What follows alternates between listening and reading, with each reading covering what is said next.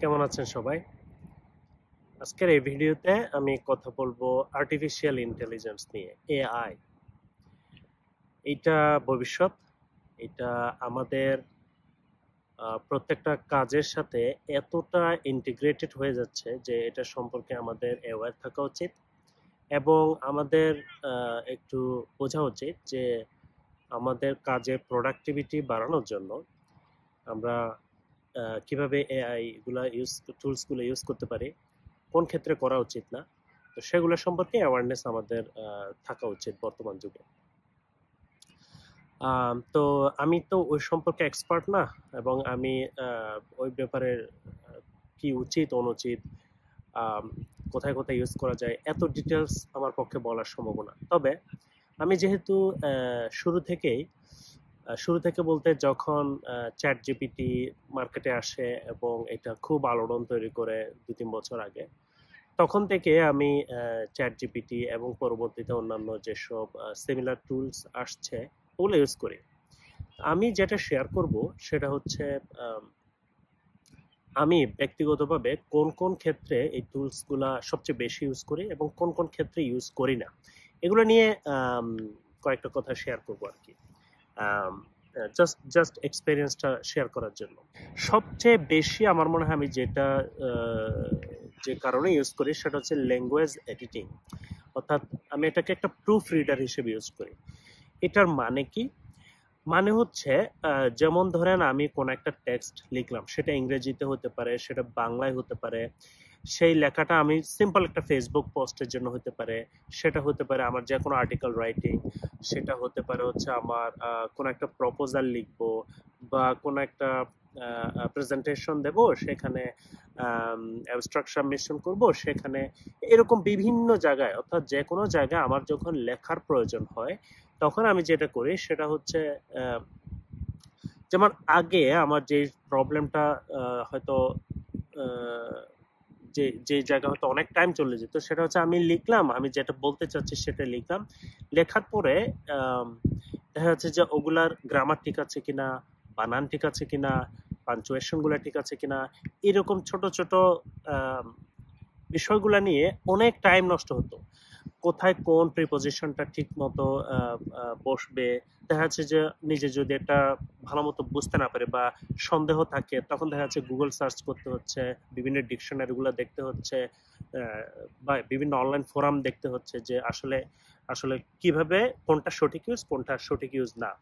তো এগুলো করতে গিয়ে অনেক অনেক টাইম ওয়েস্ট হতো। আমি এটাকে ওয়েস্ট বলবো, কারণ আমি যা বলতে চাচ্ছি সেটা তো অ্যাকচুয়ালি রেডি হয়েছে এবং সেটা যে কেউ পড়লে বুঝতে পারবে, কিন্তু বাকি যেটা থাকে সেটা হচ্ছে এসব ছোটখাটো ল্যাঙ্গুয়েজ রিলেটেড প্রবলেম, যেগুলো হয়তো আমি যেহেতু নেটিভ স্পিকার না, বা অত দেখা যাচ্ছে যে নিজেকে অত এক্সপার্টও বলবো না, সে কারণে এই প্রবলেমগুলো দেখা যাচ্ছে যে তৈরি হতো এবং এইটা করতে গিয়ে অনেক টাইম নষ্ট হতো। এখন এই কাজটা আমি চ্যাট জিপিটি হোক বা কোপাইলট হোক, বা মানে চ্যাট জিপিটি হচ্ছে ওপেন এআই এই কোম্পানি থেকে, মাইক্রোসফট থেকে হচ্ছে এটার প্রায় সিমিলার জিনিস হচ্ছে কোপাইলট। তারপরে গুগলের এরকম সিমিলার প্রোডাক্ট হচ্ছে জেমিনাই। তো যাই হোক, এই টুলস গুলা তখন আমি এখন এই যে ল্যাঙ্গুয়েজ এডিটিং এর জন্য খুবই ইউজ করি। আমি যেটা করি, আমি যা বলতে চাচ্ছি, ধরেন আমি একটা অ্যাবস্ট্রাক্ট লিখবো বা আমি একটা প্রপোজাল লিখবো, তো আমি যেটা বলতে চাচ্ছি সেটা আগে লিখবো আমার ভাষায়, যত ভুল হোক আই ডোন্ট কেয়ার। মানে ল্যাঙ্গুয়েজ রিলেটেড ইংলিশ ল্যাঙ্গুয়েজে যত ভুল হোক আই ডোন্ট কেয়ার, বাট আমি লিখবো। লেখার পরে আমি এটা পুরাটা জিনিসটা কপি করে চ্যাট জিপিটিকে দেব বা কোপাইলটকে দেব, বলবো যে correct the English or correct grammatical mistakes with minimal change, অথবা without changing the meaning of the text। তো এটা করলে সে দেখা যাচ্ছে যে এটাকে একটু পলিশ করে দিয়ে দেয় এবং ওই জায়গায় আমি আবার পড়বো, পরে দেখবো যে আমি যেটা বলতে চাচ্ছিলাম সেটার কোনো চেঞ্জ করছে কিনা। যদি চেঞ্জ করে থাকে, অনেক সময় ওরা মিনিংটাই চেঞ্জ করে ফেলে, আমি যা বলতে চাচ্ছি তার দেখা যাচ্ছে একটু শিফট করে ফেলতেছে, যে কারণে আমার the way of my style of conveying the meaning সেটা দেখা যাচ্ছে যে চেঞ্জ হয়ে গেছে, তখন আমি ওইটাকে আবার একটু এডিট করে আমার মতো করে বানাই নিই। তো যাই হোক, এইটার জন্য এই কাজটা করার জন্য হচ্ছে আমি সবচেয়ে বেশি এটা ইউজ করি, বিশেষ করে চ্যাট জিপিটিটা ইউজ করি, কারণ হচ্ছে chat GPT long conversation history মনে রাখতে পারে। তো এটা হচ্ছে আমার সবচেয়ে, আমি বলবো যে সবচেয়ে বেশি ইউজ, 1 নাম্বার ইউজ। তারপরে আর কি কি ক্ষেত্রে আমি ইউজ করি, অর্থাৎ এটা হচ্ছে একদম proof reader, language proof reader হিসেবে ইউজ করি। আচ্ছা, এবার আসলে আমি আর কি কি ক্ষেত্রে ইউজ করি। অনেক সময় আমি ছবি তৈরি করার জন্য এটা ইউজ করি, সেটা চ্যাট জিপিটি এবং কোপাইলট। অনেক সময় জেমিনাই ইউজ করি, কিন্তু জেমিনাই আমি এখনো পর্যন্ত অত ভালো লাগে নাই।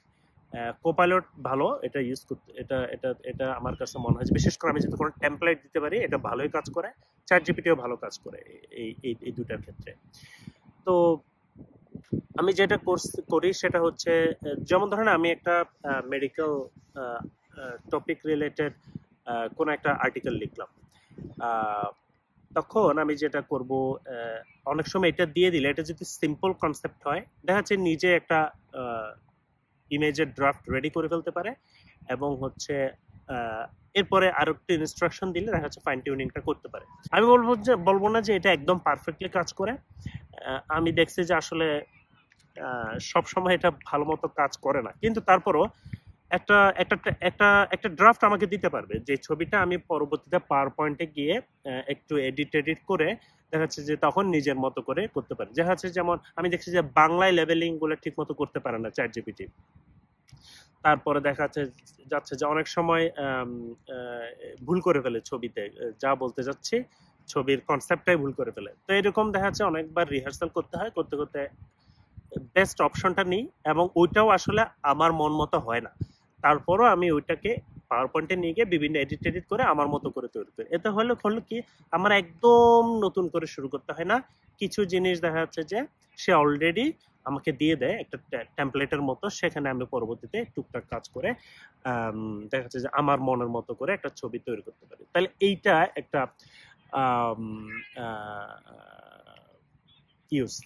আরেকটা কাজ যেটার জন্য আমি এটা ইউজ করতাম, আমি যখন কোনো কিছু বুঝতে না পারি, যেমন ধরেন কোন একটা ল্যাবরেটরি টেকনিক্স যেটা সম্পর্কে আমি পরিচিত না, আগে পড়ি নাই, বা দেখা যাচ্ছে যে একটা ছবি যেটার মানে ওই ধরনের ছবি আমি আগে কখনো ইন্টারপ্রিট করি নাই, যে রিসার্চ পেপারে পাইলাম, তো তখন আমি একটু চেষ্টা করে দেখি যে ওইটা যদি আমি চ্যাট জিপিটিতে পেস্ট করি এবং এক্সপ্লেইন করতে বলি, তখন আমাকে এক্সপ্লেইন করতে পারে কিনা।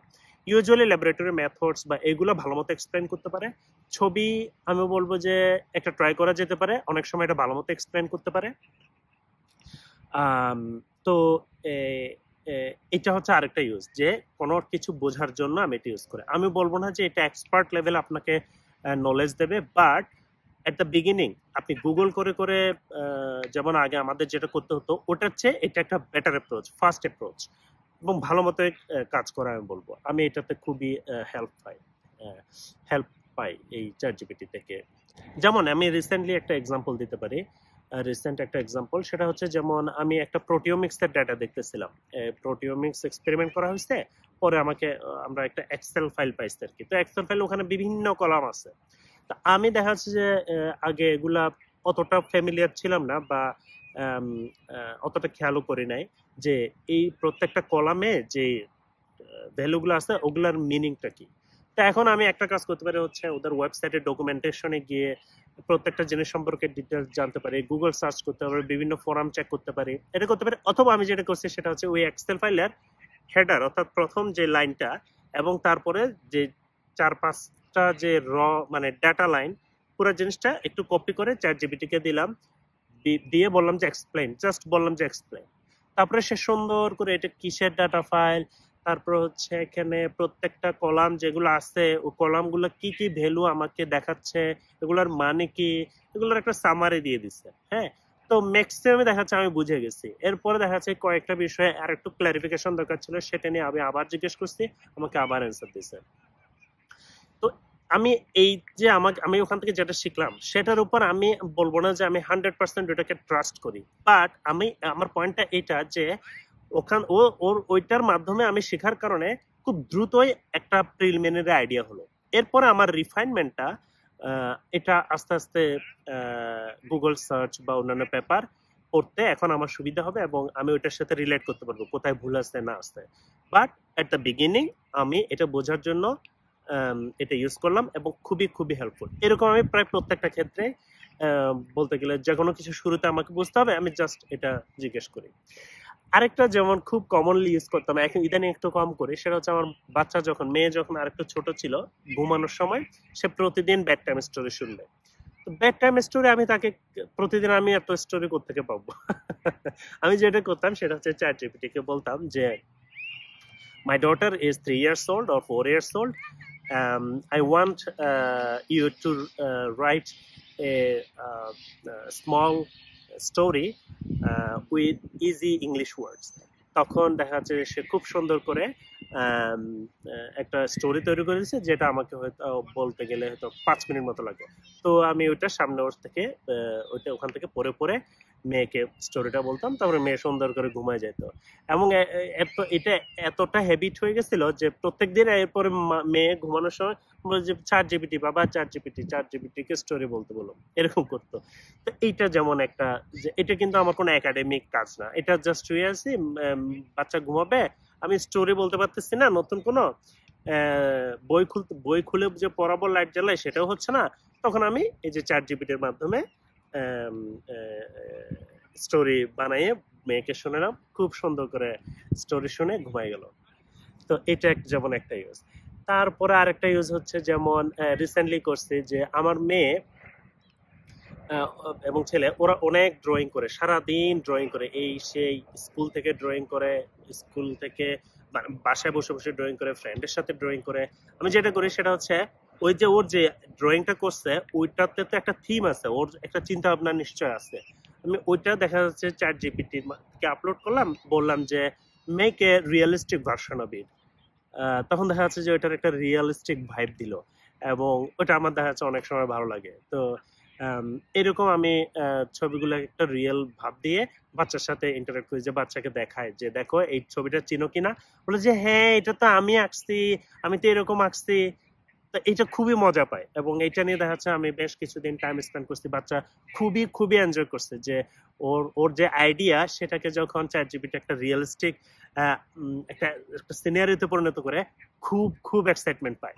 তো এগুলো বললাম যে নন একাডেমিক একটু ব্যবহার আর কি। ফ্যামিলি লাইফেও আপনি কিভাবে চ্যাট জিপিটি থেকে বেনিফিট নিতে পারেন এরকম। এটা আমি তো শুধু চ্যাট জিপিটির কথা বললাম, একটা টুল যেটা আমি সবচেয়ে বেশি ইউজ করি এবং ফ্রি ভার্সন ইউজ করি, এমন না যে আমি প্রো ভার্সন ইউজ করি মানে পেইড ভার্সন ইউজ করি।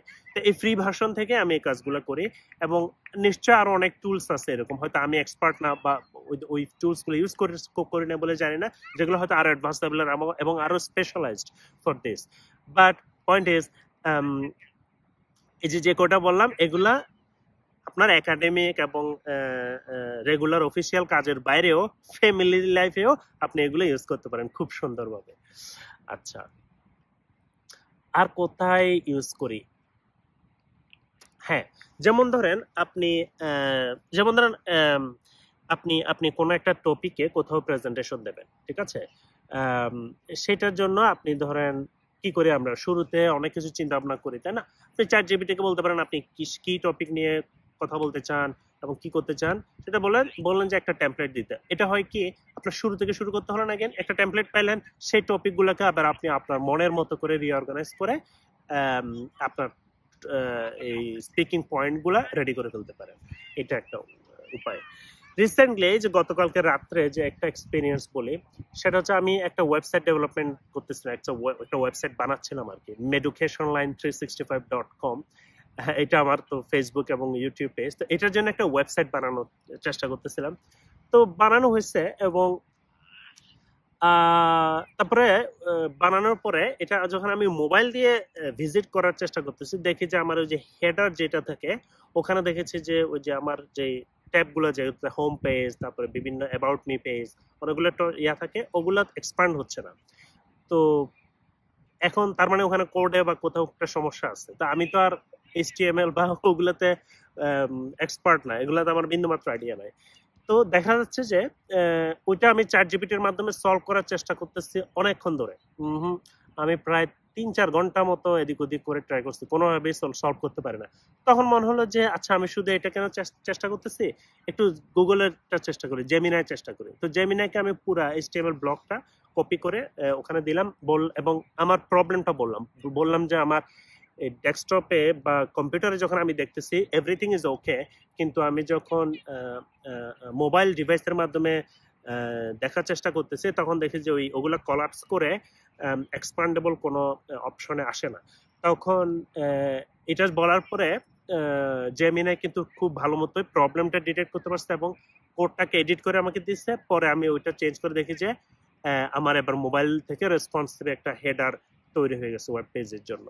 তো যেমন এইটা একটা এক্সাম্পল বললাম। তো এইটা যেই ইস্যুটা চ্যাট জিপিটি অনেকক্ষণ ধরে সলভ করতে পারতেছিল না, মেবি এটা ফ্রি ভার্সন বলে, আমি জানি না ওটা যদি পেইড ভার্সন হয় করতে পারতো কিনা, কিন্তু করতে পারতেছিল না। আমি একটা অল্টারনেটিভ চেষ্টা করলাম, ইমিডিয়েটলি সলভ হয়ে গেল। হ্যাঁ, তো এরকম আপনি একটা প্রবলেম যখন একটা টুল যখন আপনার মন মতো সলিউশন দিতে পারতেছে না, আপনি তখন অন্য একটা টুল ইউজ করে দেখেন যে এটা বেটার কোনো পারফরমেন্স পান কিনা। যেমন এই ক্ষেত্রে আমি যদিও ম্যাক্সিমাম টাইমে চ্যাট জিপিটি ইউজ করি, কিন্তু এই পার্টিকুলার কেসের ক্ষেত্রে, গতকালকের এই কেসের ক্ষেত্রে জেমিনাই বেটার কাজ করছে।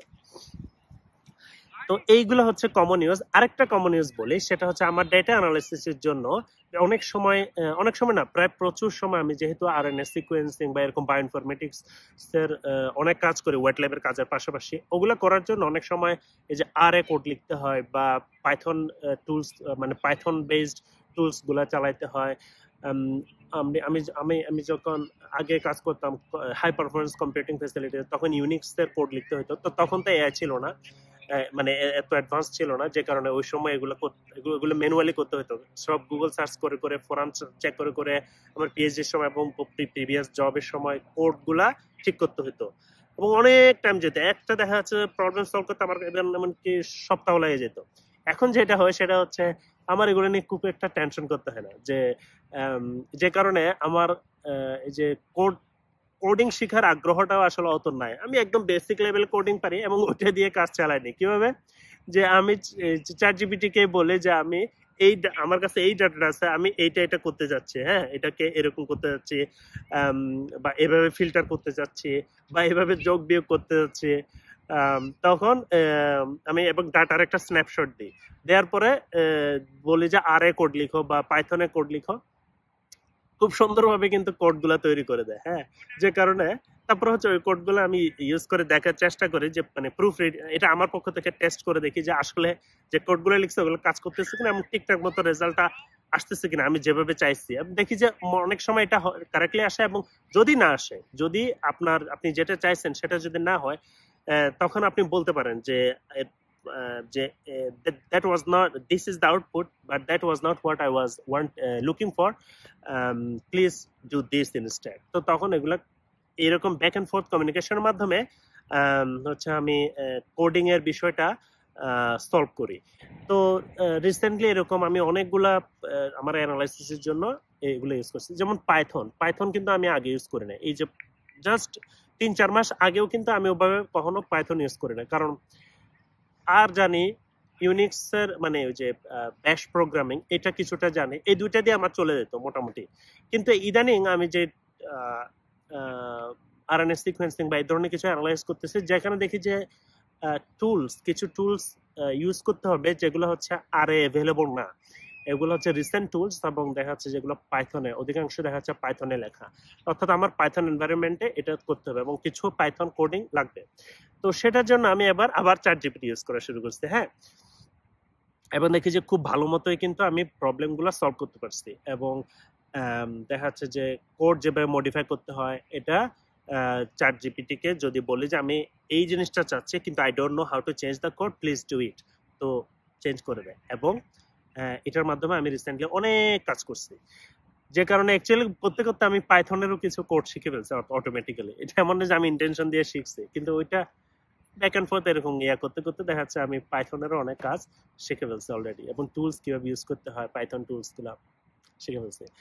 তো এই হচ্ছে কিছু এক্সাম্পল, মেবি আরো অনেক কাজে, ছোটখাটো বিভিন্ন কাজে হয়তো আমি ইউজ করছি, হয়তো মনে নাই, বাট আমার মনে হয় যে আপনি যে কাজই করেন না কেন, আপনি যদি অফিসিয়াল কোনো কাজ করেন, আপনি যদি মেডিকেল স্টুডেন্ট হন, ডেন্টাল স্টুডেন্ট হন, আপনি যদি একজন গবেষক হন, আপনি একজন রাইটার, আপনি কিছুই না, আপনি জাস্ট ফ্যামিলির জন্য যদি চিন্তা করেন যে এটাকে কিভাবে ইউজ করা যায়, আপনি পারবেন, দেখবেন যে ওয়ে আছে।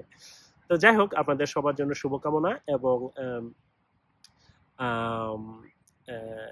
আশা করি এআই আপনাদের যে লাইফস্টাইল, যে কাজের ধরন, সেগুলোর সাথে ইন্টিগ্রেটেড করে প্রোডাক্টিভিটি বাড়বে, এবং এটার ভালো দিকগুলা যেন আপনারা নেন।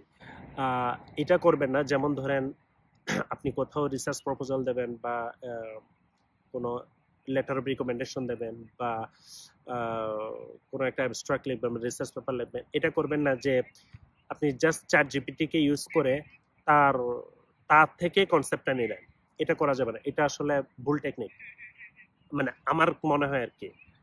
কারণ এটার ওই লেভেলে আমার মনে হয় না ম্যাচুরিটি আসছে যে সে আপনাকে একটা নতুন রিসার্চ আইডিয়া দিয়ে দেবে।